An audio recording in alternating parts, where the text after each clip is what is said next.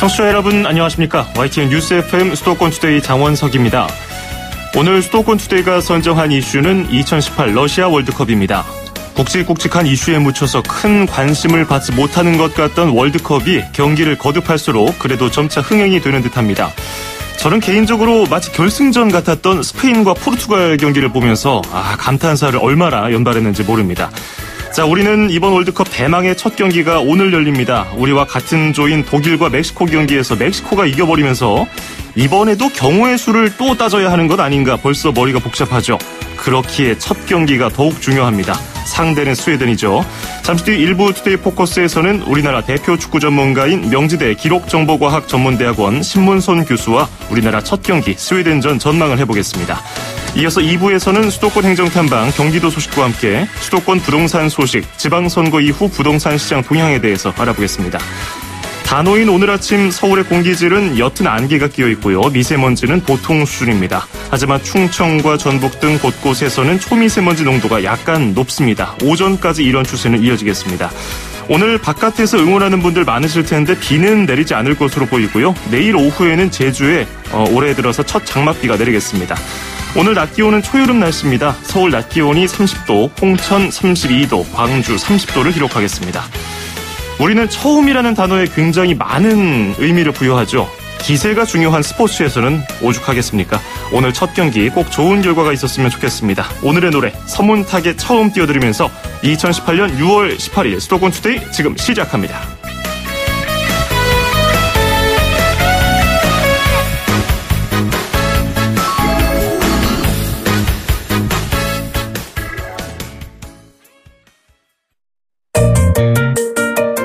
음악과 수도권 뉴스가 한방에 수도권 전문 방송 수도권 투데이.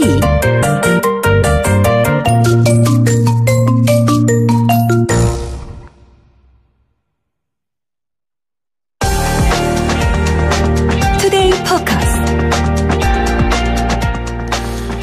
2018 러시아 월드컵 대한민국의 경기가 이제 오늘로 다가왔습니다. 우리 시각으로 오늘 밤 9시 스웨덴과 조별리그 1차전이 열립니다. 스웨덴전은 첫 경기니까 우리의 16강 진출 여부를 가늠할 수 있는 중요한 일전입니다. 그런 만큼 어떤 경기가 될지 관심이 모아지고 있는데요. 우리와 같은 조인 독일과 멕시코전에서 멕시코가 이기면서 월드컵이면 늘 고민해야 하는 지긋지긋한 경우의 수 탓에 잠시 머릿속이 좀 복잡해졌습니다. 이기면 고민할 필요가 없는데 월드컵이란 무대가 1승하기 정말 어렵죠. 오늘 스웨덴과의 경기 어떻게 예상하고 계십니까?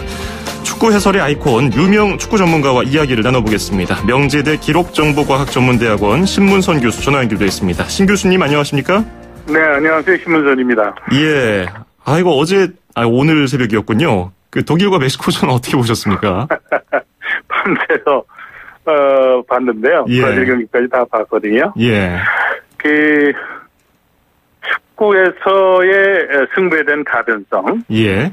그것이 곧 지구촌에 있는 축구 팬들을 즐겁게 하는 것이라고 이렇게 전 정리를 하는데요. 근데 승부에 대한 가변성 이 이야기를 하기 전에 멕시코가 그 전략적으로 또 전술적으로 완벽하게 준비를 해서 독일을 꼼짝 못하게 했던 경기 운영이 상당히 돋보인 그런 경기로 저는 생각을 했습니다. 네.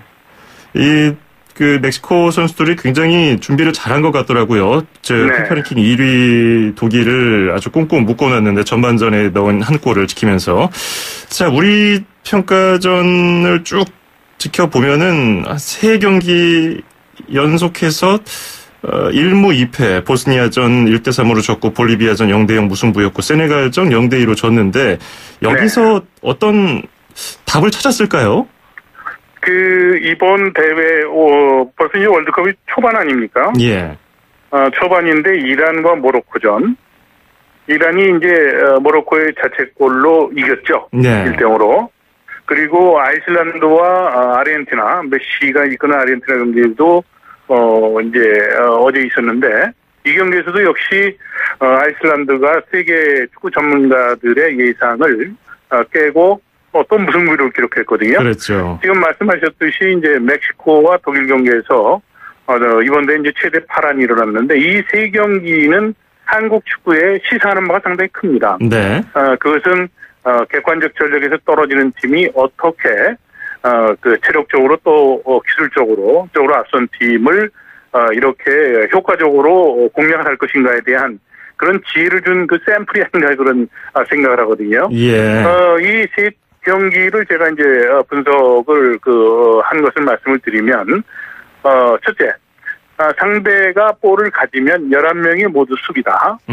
이라는 이제 뭐 늪축구라고 이렇게 이제 명명을 해서 이야기들을 하지 않았습니까? 네. 아이슬란드도 아르헨티나와 경기 때 상대 아르헨티나 선수보다 기술적으로 전술적으로 밀리는 것을 체력적으로 기동력으로 그걸 커버를 했거든요. 네. 그리고 어제 멕시코도 역시 마찬가지거든요. 수비에 대한 촘촘한 조직, 그것은 콤팩트 축구라고 얘기를 하는데요.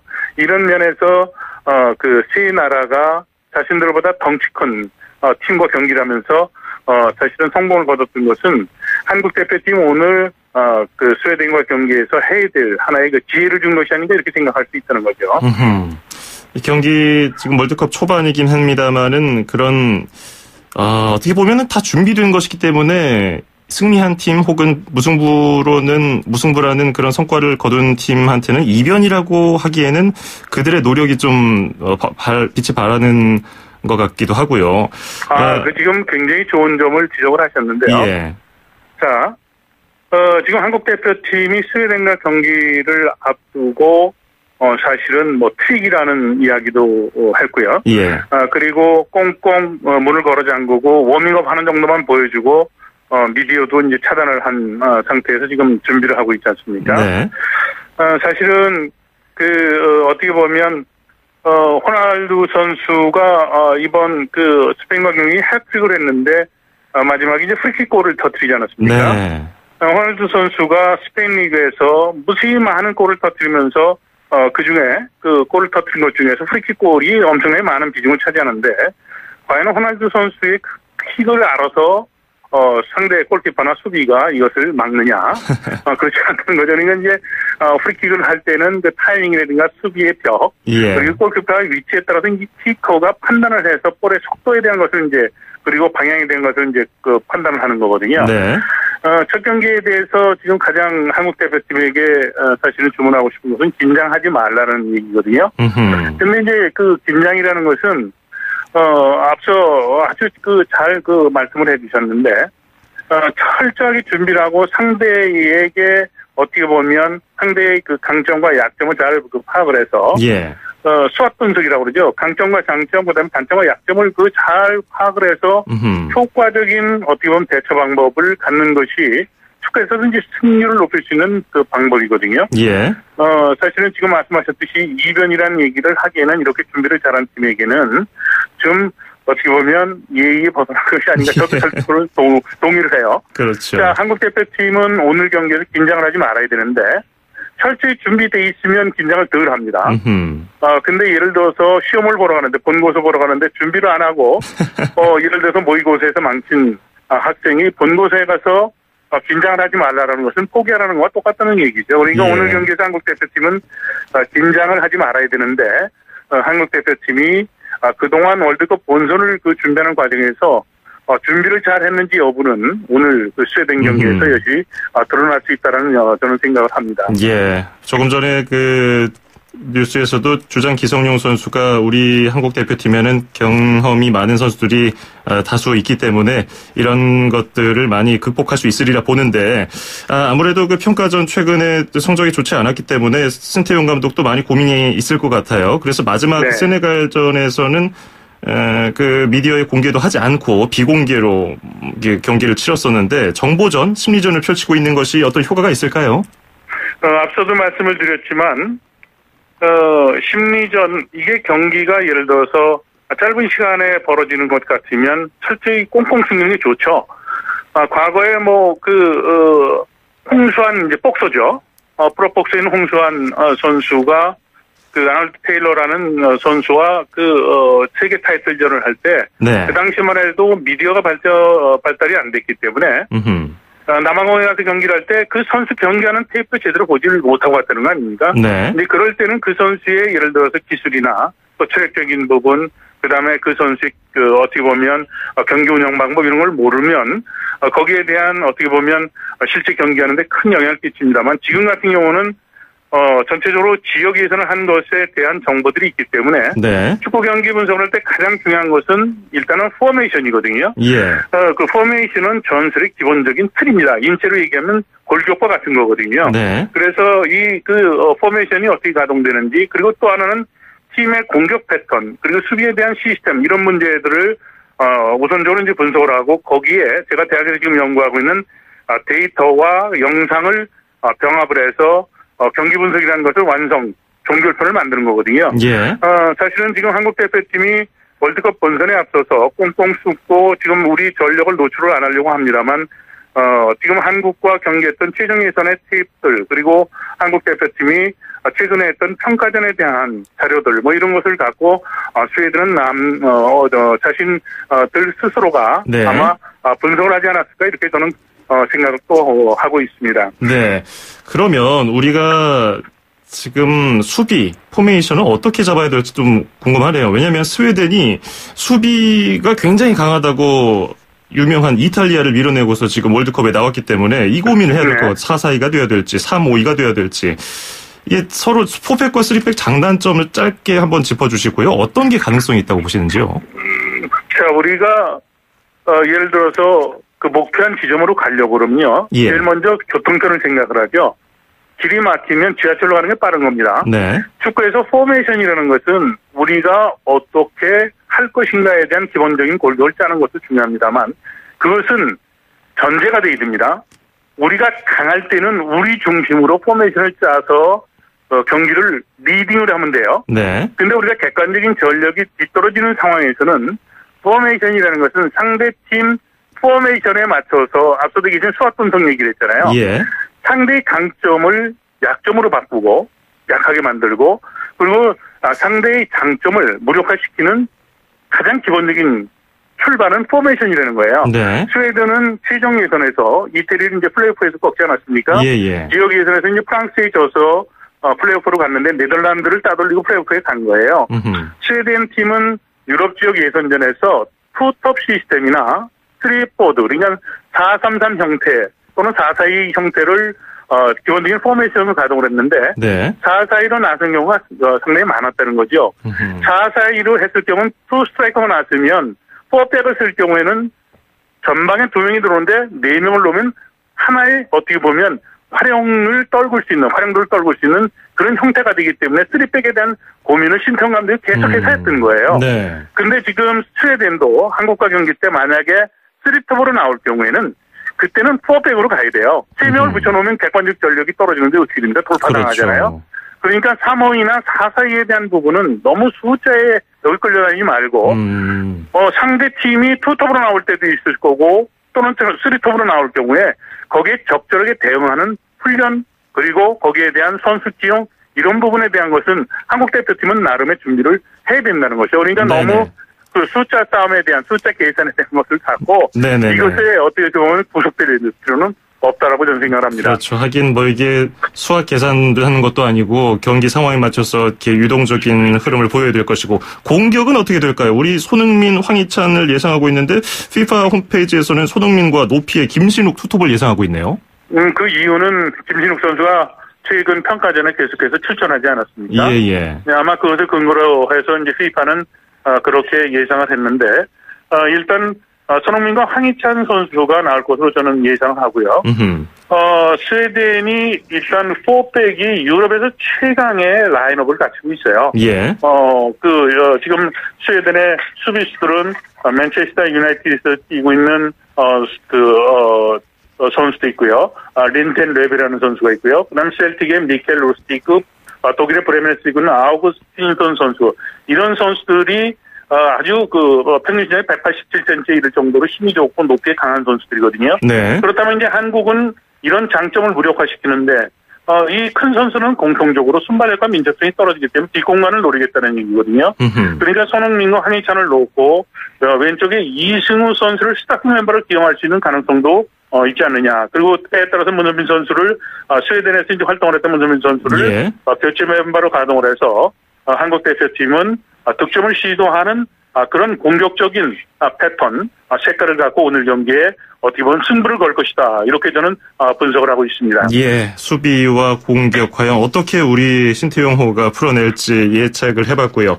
그리고 또 전문가들이 가장 또 받기 싫어하면서도 어려운 대답이 될 것이 경기 결과 예상인데요. 과연 신 교수님은 이번 경기 몇 대 몇 예상하고 계십니까? 저는 점장이 아니죠.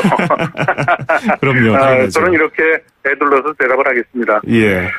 지금 한국과 스웨덴은 절대적인 지표는 안 됩니다만 피파 랭킹에서 한국은 57이고 스웨덴은 24입니다. 33개 단위의 차이 나거든요. 예. 오늘 경기의 관전 포인트를 제가 말씀을 드릴게요. 초반에 우리가 만약 실점을 하게 되면 한국은 16강을 목표로 하기 때문에 스웨덴을 꼭 잡아야 된다는 지금 계산하고 있는 거 아니에요. 그렇죠. 그러면 동점골과 그리고 역전골을 터뜨리기 위해서 많은 공격의 선수들을 포진을 시킬 수밖에 없기 때문에 수비에 대한 부담은 더 가중될 수 있거든요. 예. 첫 골이 오늘 경기 전체적인 흐름에 큰 영향을 끼칠 거예요.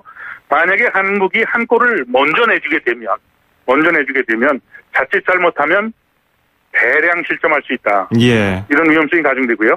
만약에 우리가 한 골을 넣는다면 앞서도 얘기했지만 멕시코가 했듯이 그리고 이란이 했듯이 상대가 볼을 가지면 11명 모두가 수비라는 그런 철저한 강한 정신으로 예. 경기를 하는 흐름으로 끌고 갈 것이다. 물론 이것은 신평 감독이 그렇게 생각을 하고 전문가들이 이제 그렇게 지금 어떻게 보면 기대를 하고 있는데요. 경기 흐름이라는 건 90분 동안 워낙 많은 변인들이 있기 때문에 지금 말씀하셨듯이 몇 대 몇이냐 얘기하는 것은 상당히 이것은 어떻게 보면 좀 위험하다고 저는 생각을 합니다. 그래도 제가 듣기로는 이긴다면 한 1대1 정도로 이기지 않겠느냐 이 정도로 예상하고 계신 것 같기도 하고요. 어쨌든 그렇죠. 네. 예, 알겠습니다. 오늘 말씀 여기까지 듣죠. 고맙습니다. 네, 감사합니다. 네, 지금까지 축구 전문가인 신문선 명지대 기록정보과학 전문대학원 교수였고요. 1부 마무리하면서 천바완바의 텁덤핑 띄워드리겠습니다. 잠시 뒤에 뵙죠. 2,500만 수도권 청취자를 위한 모든 소식이 한자리에 YTN 뉴스 FM 수도권 투데이 FM 94.5MHz YTN 뉴스 FM 수도권 투데이 듣고 계십니다. 저는 아나운서 장원석이고요. 2부에서는 수도권 부동산 소식, 지방선거 이후 부동산 시장 살펴보고요. 수도권 행정탐방, 경기도 소식 차례로 전해드립니다. 1분 40초 뒤에 뵙죠.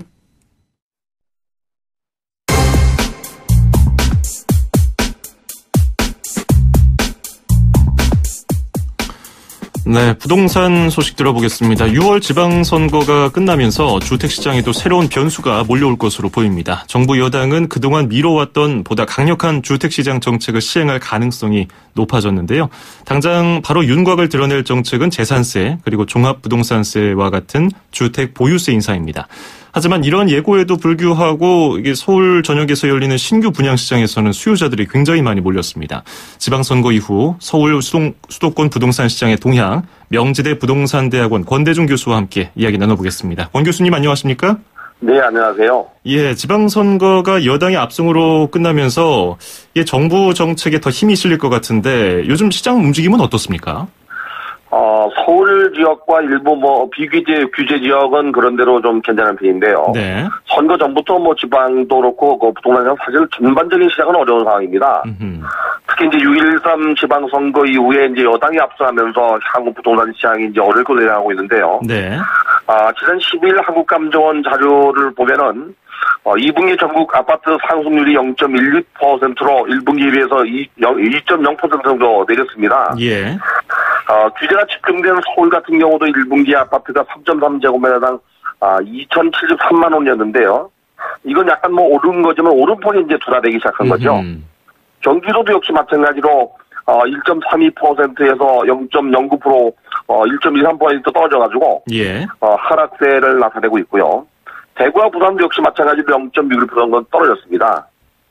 근데 이렇게 지방이나 서울이나 이제 수요가 적은 부분이나 공급이 많은 부분은 가격이 하락하고 있는데요. 예. 청약시장도 마찬가지로 규제 지역은 굉장히 직격탄을 맞는 그런 현상이고, 비규제 지역은 오히려 오르고 있어요. 예. 안양 같은 경우는 한 2주 전 경우에 굉장히 청약 열기가 높았죠. 그랬죠.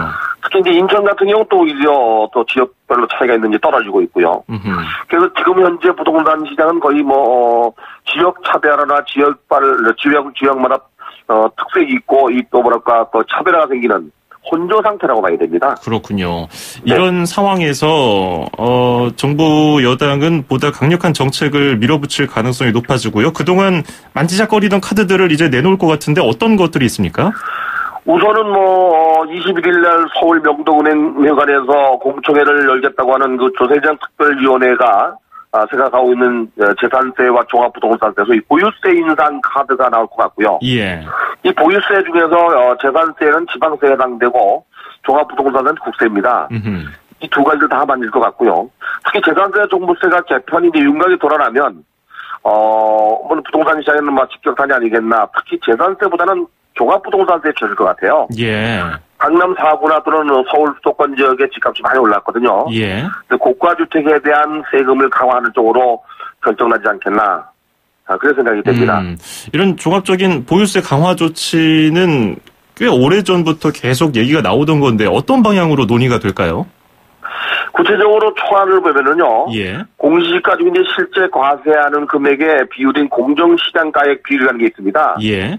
이것이 시장 가격의 한 80% 정도를 세금을 매기기 위해서 공정가액을 만들어 놓는데요. 이거를 100% 올리는 방안을 좀 검토 중인 것 같고요. 물론 이제 공정시장가액 비율을 높여서 세금을 올리는 방법도 있는데 여기에 이제 구간별로 세율을 또 높이는 방법도 있습니다. 예. 이 공정가액에다가 그 세금을 물릴 때에는 한 80% 정도 매겨놓은 가격에 60% 정도 재산세를 적용하거든요. 예. 거기에는 이제 세율을 매깁니다. 그래서 정부가 아마도 이번에 그걸 손댈 것 같고요. 종합부동산세 같은 경우는 이제 매년 4월 달에 발표하는 공시가격이 있습니다. 예. 이거를 아마 또 손댈 것 같고요. 그래서 예를 들어서 공정가액에 따라서 한 비율이 100% 정도 늘어난다 그러면은 20억짜리 집 같으면은 제가 계산해 보니까 지금 한 614만 원 정도 나오는데 1가구 1주택인 경우입니다. 예. 9억 원 이상인 경우에 이게 한 193만 원 늘어나는데 만약 이걸 대폭 올리게 되면 1.5배 이상 늘어날 수도 있겠죠. 어쨌든 간에 공정가액 금액도 올리고 적용 세율도 올릴 것 같습니다. 예. 그러면 아까 말씀하신 좀 부동산이 여전히 좀 혼조를 보이는 곳은 좀 잠잠해질까요? 우선 제가 볼 때는 시간이 지나면 지날수록 부동산 시장은 지금보다 더 안정화되면서 약보합세 내지는 하향 안정세로 가지 않을까 생각이 됩니다. 예. 그러면 이런 미칠 파장에 대해서도 지자체별로 나름의 또 대책도 있을 것이고 부동산 시장에서도 그에 좀 맞는 하나의 그 목표를 세울 텐데 뿐만 아니라 또 후분양 제도를 공공분양에서 민간분양까지 확대하는 방안도 유력하다고 이게 얘기가 나오고 있지 않습니까? 장기 주거 종합계획 수정안도 나올 것으로 알려져 있는데 어떤 내용이 담겨 있습니까? 국토교통부가 지난해 11월 29일 주거복지 로드맵을 발표했죠. 예. 임대주택을 85만 원 짓고 공공분양을 15만 원 정도 짓겠다고 했는데 여기에서 이제 공공부문이 그 LH 한국토지주택공사가 아파트를 80% 이상 짓고 분양하겠다는 후분양제를 하겠다고 발표를 했습니다. 예. 이렇게 이제 그 선분양을 하다 보니까 분양권 전매라든지 또는 부실공사가 나타나는 걸 방지하기 위해서 후분양제를 전면 도입할 가능성이 있습니다. 물론 단계별로 도입할 걸로 예상되는데요. 후분양제라고 해서 아파트를 모두 짓고 분양하는 게 아니고 50%, 70%, 80% 짓고 분양하는 쪽으로 우선 단계로 진행할 것 같고요. 예. 이러한 그 대책은 국토교통부가 장기주거 종합 계획을 아마 발표할 것으로 예상이 됩니다. 이 부분도 굉장히 부동산 시장에 좀 그동안 건드리지 못했던 영역이기 때문에 큰 영향을 줄 수 있을 것 같고요. 재건축 역시도 지금 아주 찬바람입니다. 이번에 초과이익 환수제와 더불어서 계속해서 이어지고 있는 규제 정책으로 인해서 강남권의 은마 아파트라든지 잠실주공 5단지 같은 것들은 여전히 대응책들을 나름대로 마련할 것 같은데 이런 재건축 규제 현안도 지속되거나 아니면 더 강해지겠죠? 그렇죠. 재건축 시장은 이미 재건축 초과이익 환수제가 지난 1월 1일부터 시행되고 있고요. 예. 또 1호가권자가 그 지방자치단체장입니다. 그러다 보니까 이제 그 여당이 그 진보당이 정부 집권을 대부분 했기 때문에 당분간은 재건축 시장이 소강 상태를 보일 걸로 보여집니다. 예. 특히 이제 1월 21일 날 그 정부가 재건축 안전진단 강화를 발표했기 때문에 재건축 연한도 현재 30년에서 아마 40년으로 늘릴 가능성이 높아지고요. 또 서울 같은 경우는 창고가 서울 스카이라인이라고 하는 35층 한계가 있습니다. 예. 이거 역시 이제 서울시장이 결정을 하는데 여당인 박원순 시장이 당선이 됐기 때문에 이 재건축 시장에는 당분간 찬바람이 불 걸로 예상이 되고요. 더 중요한 건 아마 기간 연장이 가능하게 됐기 때문에 예. 재건축 연한이 30년에서 그 이상 늘어날 걸로 보여집니다. 말씀하신 것처럼 박원순 서울시장이 3선에 성공을 했습니다. 그러다 보니까 정부 정책과 뭐 다르게 갈 거라는 예상은 전혀 안 되고 있고요. 근데 그렇죠. 도시재생 뉴딜 사업은 탄력을 받을 것 같은데 재건축 재개발은 좀 이렇게 규제를 하면서 낙후된 지역 개발하는 것은 약간 좀 상충되는 거 아니냐는 지적이 있던데 이거 어떻게 보십니까? 우선은 그 재건축 같은 경우는 다른 그 도시재생 사업인 재개발과 달리 도시 기반 시설이 열악할 뿐이 되어 있거든요. 예. 그러다 보니까 다른 지역보다 수익성이 높습니다. 이 재개발 사업지구는 저층을 고층으로 만들지만 도시 기반시설이 매우 열악해서 그 단지 내에 도로나 공공용지나 공원을 만들기 때문에 예. 전체 토지를 사용할 수가 없습니다. 그래서 그 재건축 조합원들이 상당 그 토지를 지부 체납해서 도로나 공원을 조성하기 때문에 예. 거기에는 이익이 작아서 규제를 안 하고 있거든요. 아마도 이번에 그 문재인 정부의 정책을 그대로 이어받는 박원순 시장은 재건축 시장을 규제하면서 도시재생 뉴딜 정책인 재개발 사업이나 소규모 주택 정비 사업 또는 마을 만들기 사업은 아마 본격적으로 추진할 걸로 보여집니다. 예.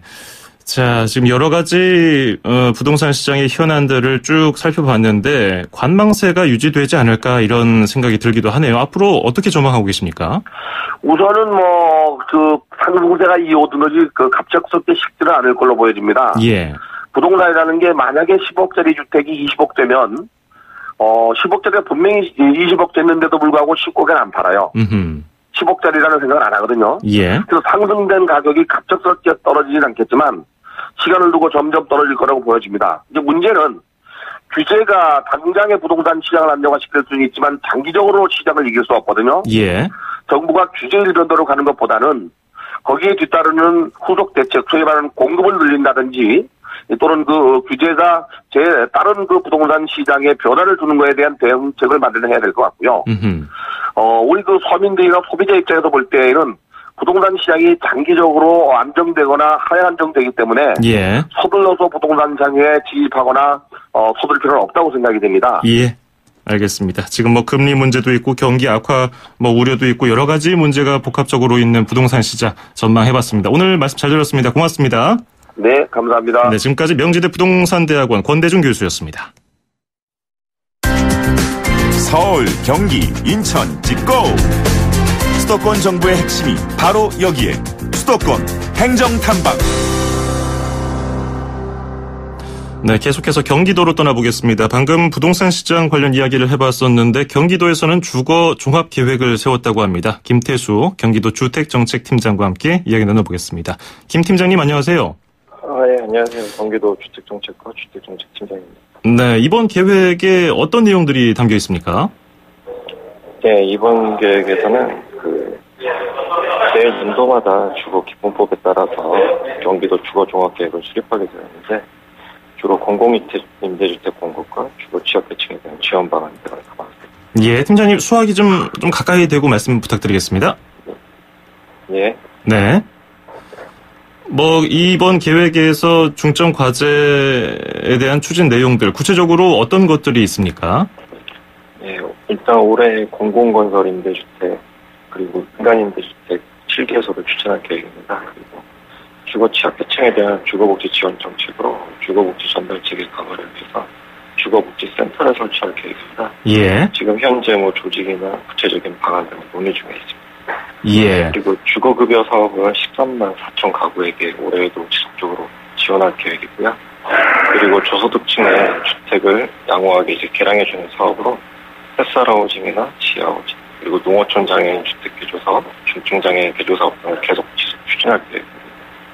예. 그 외에도 저희가 매입 임대주택에 대해서 임대보증금을 올해에도 최대 한 원 가구당 200만 원까지 지속적으로 지원할 계획입니다. 그리고 경기도 내에 이제 소규모 아파트들의 안전점검을 계속 지원하고요. 그리고 도시재생 뉴딜 사업 최소한 10개소 이상이 선정될 수 있도록 지속적으로 협의 중에 있습니다. 그렇군요. 올해 경기도가 2030 주거 종합 계획을 추진하고 있다고도 알려져 있는데 이 부분은 어떻습니까? 2030 주거 종합 계획은 주거 기본법에 따라서 이제 10년 단위로 수립하도록 된 계획인데요. 예. 이거에는 이제 좀 더 거시적으로 어떤 거시적인 전략 그리고 그에 따른 과제들이 담길 계획입니다. 지금 경기연구원에서 용역을 추진 중이고 있고 올해 안에 마무리될 예정입니다.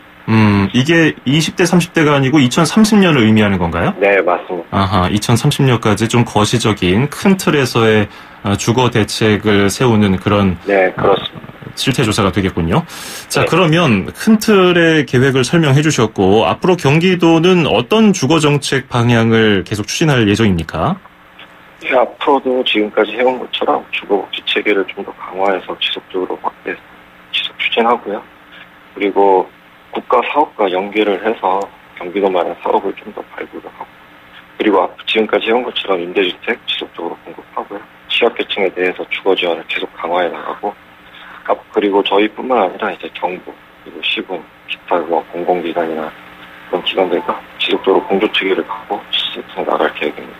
예, 알겠습니다. 오늘 말씀 여기까지 듣죠. 고맙습니다. 예. 네, 지금까지 김태수 경기도 주택정책팀장이었습니다.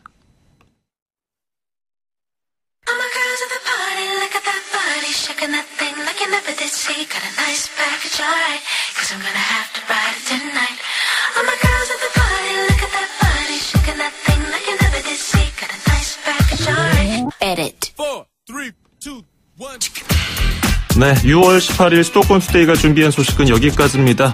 끝으로 자넷 잭슨이 부르는 All For You 띄워드리면서 저는 인사드리죠. 저는 내일 아침 9시 10분에 다시 뵙겠습니다. 아나운서 장원석이었습니다. 고맙습니다.